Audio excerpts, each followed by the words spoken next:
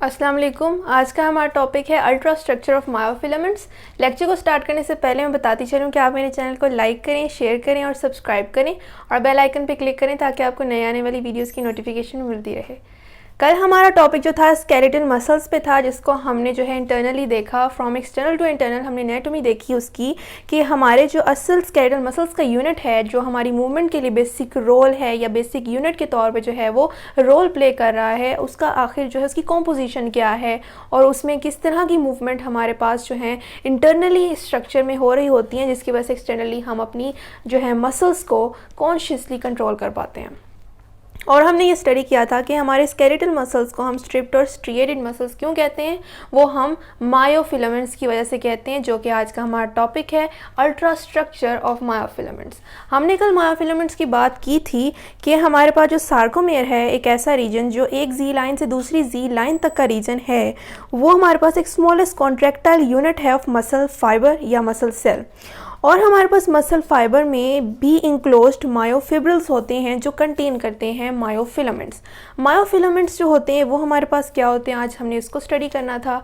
हमने internally study करते करते फर्दर यहाँ पर बात जो है स्टॉप कर दी थी कि हमारे मायोफिब्रिल्स में जो मायोफिलामेंट्स हैं उनका स्ट्रक्चर क्या है। तो आज हमने इनको स्टडी करना है और उसके बाद दोबारा से हमने ये जो दो डायग्राम्स जो मैंने कल ड्रॉ की थी कल के लेक्चर में, आज इनको हमने मायोफिलामेंट्स की बेसिस पर देखना है कि आखिर इनमें क्या चेंजेस आती हैं। तो मायोफिलामेंट्स हमारे पास जो हैं ये मुश्तमिल हैं थिक और थिन फिलामेंट्स पर, इसीलिए इसको कलेक्टिवली हम मायोफिलामेंट्स बोलते हैं। हमारे पास एक सेंट्रल थिक फिलामेंट होता है जिसने ए बैंड की जो लेंथ को जो है इंटायरली जो है कवर किया होता है, जबकि हमारे पास जो है थिन फिलामेंट्स वो जो हैं पार्टली ए बैंड में जो है वो शामिल होते हैं और जो है कम्प्लीटली एक्सटेंड होते हैं इन हमारे पास आई बैंड। एक हमारे पास लाइट बैंड होता है, एक डार्क बैंड, जिसको हम ए और आई बैंड बोलते हैं। और एनाइसोट्रॉपी की वजह से ए बैंड जो है हमारे पास वो जो है पोलराइज कर देता है, लाइट को बेंड कर देता है, जिसकी वजह से लाइट वहाँ से जो है एक्सपोज नहीं होती, पास नहीं होती, इसीलिए इसे डार्क बैंड का है। और आई बैंड जो है वो पोलराइज जो है नहीं करता, बेंड नहीं करता, विजिबल लाइट पास करती है, इस वजह से ये हमारे पास एक लाइट बैंड है। तो ये चीज़ें हमने कल डिस्कस की थी, आज दोबारा रिपीट करते जाएंगे।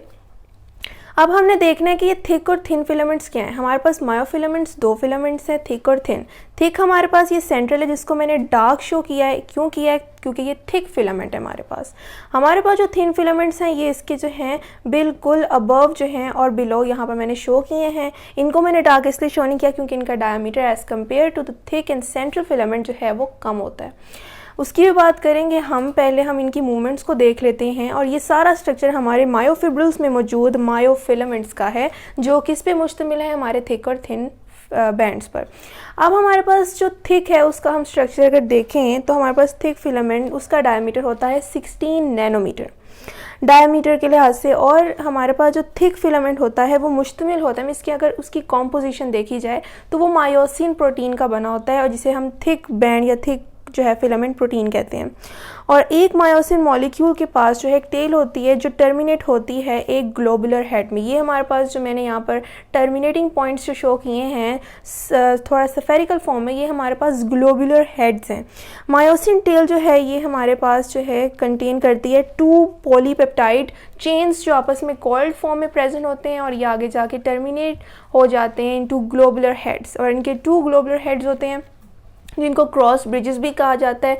इसके मुतालिक अभी हम स्टडी करेंगे। मींस कि ये जो हमारे पास जो सेंट्रल थिक फिलामेंट है ऑफ मायोफिलामेंट, ये हमारे पास इसका स्ट्रक्चर है। मायोसिन प्रोटीन जो है वो इस थिक फिलामेंट की कॉम्पोजिशन में शामिल है और उसका स्ट्रक्चर मायोसिन प्रोटीन का जो मेन बेसिक हमारे पास थिक बैंड की प्रोटीन है उसका स्ट्रक्चर हमारे पास ये होता है, डायमीटर 16 नैनोमीटर। ये हमारे पास बात हो गई मायोफिलामेंट के सेंट्रल थिक फिलामेंट की। अगर हम थिन फिलामेंट्स की बात करें तो उसमें हमारे पास क्या होता है, उसका हमारे पास सबसे पहले डायमीटर 7 to 8 नैनोमीटर होता है। और सबसे ज़्यादा ये चीफली कंपोज्ड किसके होते हैं, हमारे पास जो थिन फिलामेंट है वो 3 प्रोटीन्स पर जो है उनकी कॉम्पोजिशन बेस करती है, जबकि हमारे सेंट्रल थिक फिलामेंट सिर्फ मायोसिन प्रोटीन के ऊपर ही बेस करता है।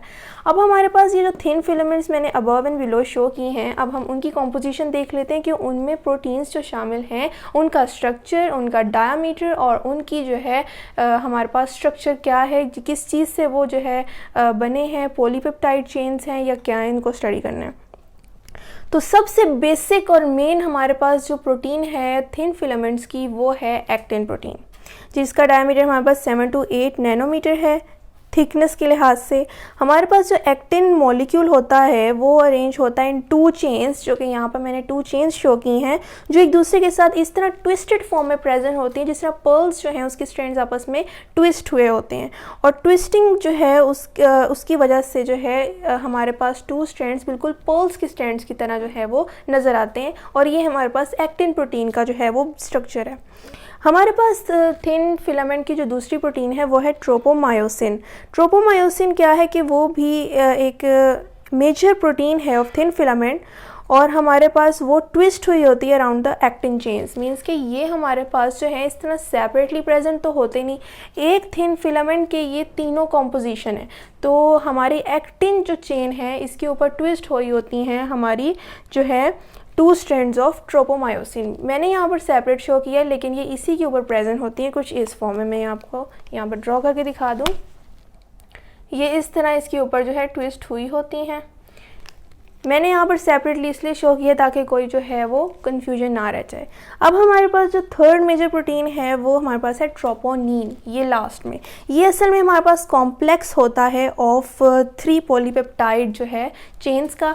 ये आपस में कॉम्प्लेक्स फॉर्म में प्रेजेंट होती हैं, कॉइल्ड फॉर्म में प्रेजेंट होती हैं, और जिसका एक हमारे पास जो हिस्सा होता है वो बाइंड होता है एक्टिन के साथ। मींस कि इसका एक जो पॉलीपेप्टाइड कॉम्प्लेक्स है वो हमारी एक्टिन जो है प्रोटीन के साथ, या एक्टिन चेन कह लें, उसके साथ बाइंड हुआ होता है।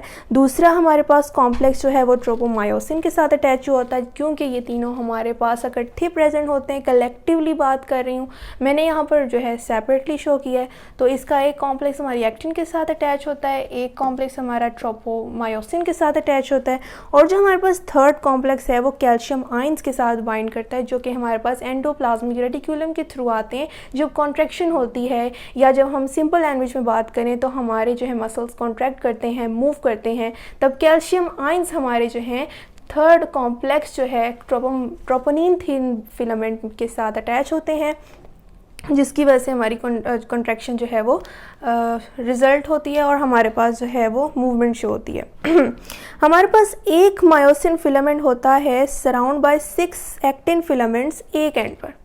हमारे पास जैसे कि पता है कि हमारे पास एक थिक फिलामेंट जो है उनकी वो कम से कम एक होता है, जबकि अगर एक सार्कोमेयर की बात की जाए, एक जी लाइन से दूसरे जी लाइन की रीजन हमारे पास ये है, जबकि ये हमारे पास 1000 की तादाद में मौजूद है। हम सिर्फ एक की बात कर रहे हैं क्योंकि एक को समझ लिया तो बाकियों को भी समझ लिया।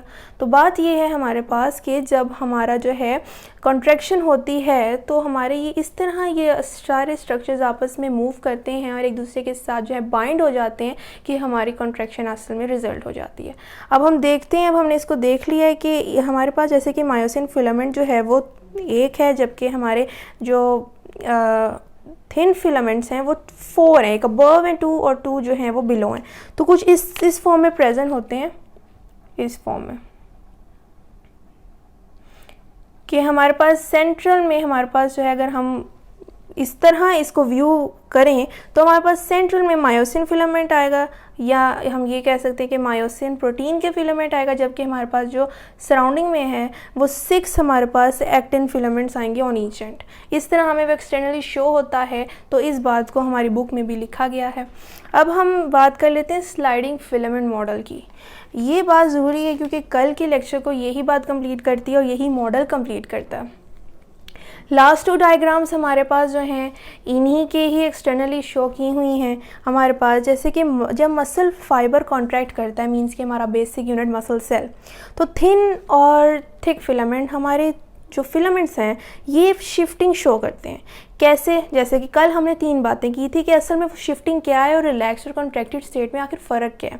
रिलैक्स हमारे पास वो स्टेट है जिसमें हम अपनी बॉडी की कोई मूवमेंट शो नहीं कर रहे होते, and at the state of rest हमारी जो क्या स्टेट होती है वो रिलैक्स स्टेट है, और जिसमें हमारा सार्कोमेयर कुछ इस तरह की कंडीशन में मौजूद होता है। जबकि जब हम मूवमेंट शो करते हैं, अब अपने आर्म को जो है बेंड करते हैं टूवर्ड्स एल्बो, तो वो कॉन्ट्रैक्टेड स्टेट है जिसमें हम मूवमेंट शो करते हैं, तो तब सार्कोमेयर कुछ इस पोजीशन में प्रेजेंट होता है। तो इन दोनों में क्या फ़र्क है, इसको स्टडी करना है कि हमारे पास जो हैं आई बैंड, इनकी यहाँ पर लेंथ काफ़ी एक्सटेंड हो रही है, जबकि यहाँ पर आई बैंड की जो लेंथ है ये रिड्यूस हो गई है। आई बैंड की लेंथ को अगर हम नोटिस करें तो ए बैंड के जो मैंने डॉट शो किए हैं उससे जो है हमारे राइट साइड से जी लाइन तक हमारे पास आई बैंड होता है। तो यहाँ आई बैंड जो है स्मॉल हो गया क्योंकि जी लाइंस आपस में क्लोज आ गई हैं। ये बिल्कुल वही मिसाल है, अगर सिंपल वर्ड्स में बात की जाए कि अगर ये हमारे पास एक स्प्रिंग है, उसके टू टर्मिनल्स जो हैं इनको हम स्क्वीज़ करें आपस में, एक दूसरे के क्लोजेस्ट जो है उसके मूव करें जितना हो सके, तो ये हमारे जो एंड्स हैं ये एक दूसरे के क्लोज मूव करेंगे। उससे अब वही वाला हिसाब यहाँ पर है कि जो स्मॉलेस्ट यूनिट है हमारे स्केलेटल मसल्स का, वो कुछ इस तरह से सार्कोमेयर की जी लाइंस आपस में एक दूसरे के साथ जो हैं क्लोज मूव करती हैं, शिफ्ट होती हैं कि जो हमारे पास जी लाइंस हैं ये कॉन्ट्रैक्टेड स्टेट में एक दूसरे के क्लोज आ जाती हैं, जबकि यहाँ पर थोड़ा सा फार अपार्ट है एक दूसरे से। और हमारी जी लाइंस क्लोज होने की वजह से आई बैंड की लेंथ भी रिड्यूस हो जाएगी। ए बैंड को, इस बात को याद रखिएगा, एज एमसीक्यू सी बात बहुत इंपॉर्टेंट है कि ए बैंड में कोई फ़र्क नहीं पड़ रहा। ए बैंड हमारे पास लेंथ वाइज उतना ही है जितना हमारे पास यहाँ है। एज जोन हमारे पास एक ब्राइट जोन था, एज स्टैंड्स फॉर हील, जिसको हम ब्राइट कहते हैं, जो कि हमारे ए बैंड में मौजूद एक रीजन था जिसे हमने कहा था कि ये बाइसेक्ट है by N M line. M line के थ्रू ये बाइसेक्ट हुआ था इनटू हाफ्स, जो कि हमारे पास एक ब्राइट जोन था, जो कि हमारे जो है जैसे ही हमने कॉन्ट्रैक्शन शो की तो आई बैंड शिफ्ट हुए, यानी मूव किए अक्रॉस सेंट्रल थिक फिलामेंट है। तो ये दोनों एक दूसरे के जब करीब मूव किए तो क्या हुआ, जी लाइंस आपस में जो हैं वो जो है क्लोज हो गई, आई बैंड की लेंथ रिड्यूस हो गई, एज जोन डिसअपेयर हो गया क्योंकि ये दोनों एक दूसरे से क्लोज आ गई, तो कोई बीच में ब्राइट जोन बचा ही नहीं। तो और तीसरा कि ए बैंड में हमारे कोई इफेक्ट नहीं आएगा, ये इसकी लेंथ, इसका सब कुछ मेंटेन रहेगा, सेम रहेगा। तो ये अक्सर एमसीक्यूज में बातें पूछी भी जाती हैं कि what is the difference between the relax and the contracted state, और वो ऑप्शन में आपको ये कह सकते हैं कि इनमें से कौन सी सही है और कौन सी गलत, और अगर ये तीनों दी हो और लास्ट ऑप्शन ये दी हो कि ए बैंड रिमेन सेम, तो हमने उसको टिक करना है, मीन्स के वो ही है एक स्टेट जो चेंज नहीं होती। इस हाइपोथेसिस को कि वो इवेंट्स जो हमारे रिलैक्स और कॉन्ट्रैक्टेड स्टेट में जाते हुए जो हैं वो अक्कर होते हैं, उनको एक्सप्लेन करने के लिए एच हक्सले और ए एफ हक्सले ने और उनके कुछ कोलीग्स ने आपस में एक हाइपोथेसिस सजेस्ट की थी 1954 में, in order to explain all the events of muscle contraction, जिसको उन्होंने स्लाइडिंग फिलामेंट मॉडल कहा था। और ये वही मॉडल है जिसकी यहाँ पर डायग्रामेटिकली मैं आपको एक्सप्लेनेशन दे रही हूँ। ये मॉडल जो है sliding filament model of muscle contraction, इस थ्योरी के मुताबिक थिन फिलामेंट्स जो हैं जब कॉन्ट्रैक्शन शो होती है, अब हमने कंपैरिजन जो है उसको देखना है यहाँ पर, क्योंकि हम इसको स्टडी तो कर चुके हुए हैं कि हमारे पास इसका स्ट्रक्चर और क्या क्या चीज़ें क्या हैं और क्यों हैं। तो अब हमने सिर्फ इसका कंपैरिजन करना है कि आखिर ऐसा क्या है जो फ़र्क पड़ रहा है इन दोनों में। तो फ़र्क ये हमारे पास पड़ रहा है कि जैसी कॉन्ट्रैक्शन होती है थिन फिलामेंट स्लाइड करते हैं ओवर सेंट्रल थिक फिलामेंट, उस पर ओवरलैप करते हैं टू द ग्रेटेस्ट डिग्री कि हमारे पास कुछ ये फॉर्म बन जाती है। और ये आपको बिल्कुल साफ नज़र आ रही है कि ये इसके ऊपर स्लाइड हुए हैं, ओवरलैप किया है। और जैसे कि हमें पता है कि हमारे पास जो है जी लाइंस जो हैं फिर क्लोज मूव करेंगी एक दूसरे के। तीसरी चीज़ या तीसरा चेंज ये आएगा कि आई बैंड शॉर्टन हो जाएगा इन लेंथ, एज जोन हमारे पास डिसअपेयर हो जाएगा। और इस कॉन्ट्रैक्शन के प्रोसेस में जो हमारे पास मायोसिन है, जो कि हमारे पास थिक फिलामेंट की कॉम्पोजिशन में शामिल है, उसके ग्लोबुलर हेड्स जिसको मैंने आपको बताया था इसके स्ट्रक्चर एक्सप्लेन करते हुए कि इन्हें क्रॉस ब्रिजेस भी कहा जाता है। कि अब इसको हम देखते हैं कि हम इसको क्यों और कैसे इसका जो है यूज़ होता है यहाँ पर, कि हमारे प्रोसेस ऑफ कॉन्ट्रैक्शन में क्रॉस ब्रिजेस जो हैं हमारे थिक फिलामेंट में मौजूद मायोसिन प्रोटीन की, ये हमारे पास अटैच हो जाती हैं on the binding sides of actin protein. ये हमारी एक्टिन प्रोटीन ज़्यादातर थिन फिलामेंट में मौजूद होती है। चीफली कंपोज्ड हमारे पास थिन फिलामेंट जो है वो एक्टिन प्रोटीन का ही होता है। तो एक्टिन की बाइंडिंग साइड्स के साथ हमारे थिक फिलामेंट की कॉम्पोजिशन में मौजूद मायोसिन प्रोटीन के ग्लोबुलर हेड्स, जिनको हमने क्रॉस ब्रिजेस कहा है, वो जाके अटैच हो जाते हैं, जिसकी वजह से क्रॉस ब्रिजेस फिर कॉन्ट्रैक्ट होते हैं और पुल करते हैं एक्टिन फिलामेंट्स को towards the centre of the sarcomere, जिसकी वजह से यही हम कह सकते हैं कि ये हमारे पास जो है टर्मिनल्स जो हैं ये एक दूसरे के क्लोजेस्ट मूव करते हैं। और जिसकी वजह से उसी तरह अगर हम यहाँ पर देखा जाए तो थिन फिलामेंट्स कॉन्ट्रैक्ट होते हैं। किस तरह होते हैं, यहाँ ग्लोबुलर हेड्स जो मौजूद होते हैं वो उनकी बाइंडिंग साइड्स के साथ एक्टिन प्रोटीन की अटैच होकर इसको पुल करते हैं towards the centre of the sarcomere region. तो ये हमारे पास कॉन्ट्रैक्शन का प्रोसेस होता है जो कि हमारे जो है कॉन्ट्रैक्शन या मूवमेंट जो हमारी कॉन्शियसली कंट्रोल होती है उसको हम जो है उसको एक्सटर्नली जो है वो देखा जा सकता है। अब देखना है कि ब्रिजेस को कंट्रोल कैसे किया जाए।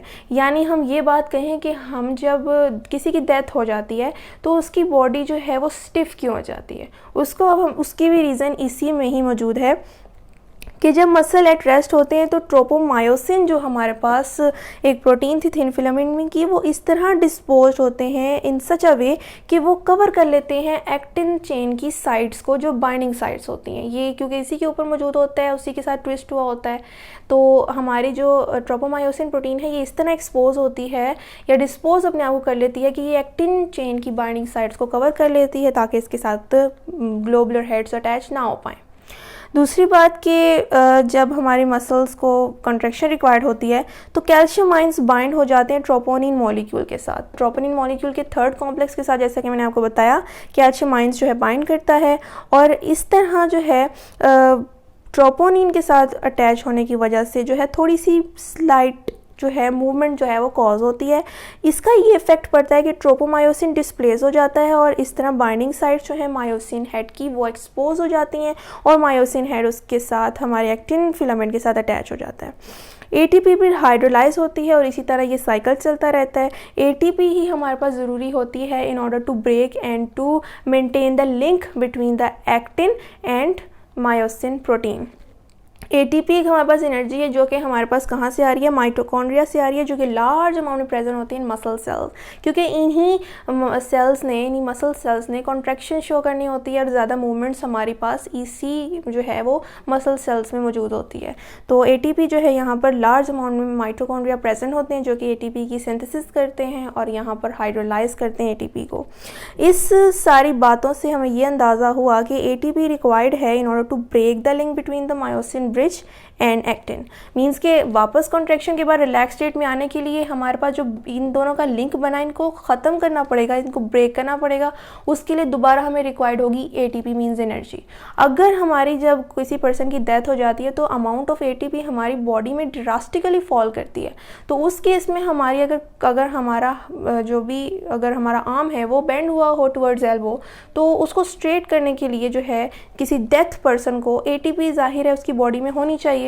लेकिन अगर वो बॉडी में एटीपी नहीं होगी तो वो जो है कॉन्ट्रैक्शन स्टेट से वापस रिलैक्स स्टेट में मूव नहीं कर पाएगा, क्योंकि इन दोनों का आपस में लिंक ही नहीं ब्रेक होगा। और ऐसे सर्कमस्टांसेस में ब्रिज जो है वो ब्रोकन नहीं होता और हमारे जो है वो एक्टिन फिलामेंट्स की बाइंडिंग साइट के साथ जो है क्रॉस ब्रिजेस मायोसिन प्रोटीन के वो रिमेन्स अटैच या बाउंड रहते हैं फर्मली, और इस चीज़ से हमारी बॉडी जो है वो स्टिफनेस शो करती है। ये कह सकते हैं this results in the body becoming stiff, और ऐसी कंडीशन को रिगर मोर्टिस कहा जाता है। ये वो कंडीशन है जिसमें हमारी बॉडी स्टिफ हो जाती है, जिसकी वजह से हमारे पास ये एक्सप्लेनेशन थी। तो ये था आज का हमारा टॉपिक जिसमें हमने जो है मायोफिलामेंट्स के अल्ट्रा स्ट्रक्चर को देखा। उसके बाद कल तक हमारी बात सिर्फ मायोफिब्रिल्स तक थी। आज हमने मायोफिब्रिल्स में मौजूद मायोफिलामेंट्स का स्ट्रक्चर और हमने कॉन्ट्रैक्शन और रिलैक्स स्टेट से जो है शिफ्टिंग को देखा और साथ ही साथ मॉडल को एक्सप्लेन किया और ब्रिजेस को भी कंट्रोल किया और रिगर मोर्टिस के पीछे भी वजह को समझा। तो फिर भी अगर कोई क्वेश्चन हो तो आप कमेंट में ज़रूर पूछें। मैं फिर बताती चलूँ कि आप मेरे चैनल को लाइक करें, शेयर करें और सब्सक्राइब करें और बेल आइकन पर क्लिक करें ताकि आपको नई आने वाली वीडियोज़ की नोटिफिकेशन मिलती रहे। शुक्रिया, अल्लाह हाफ़िज़।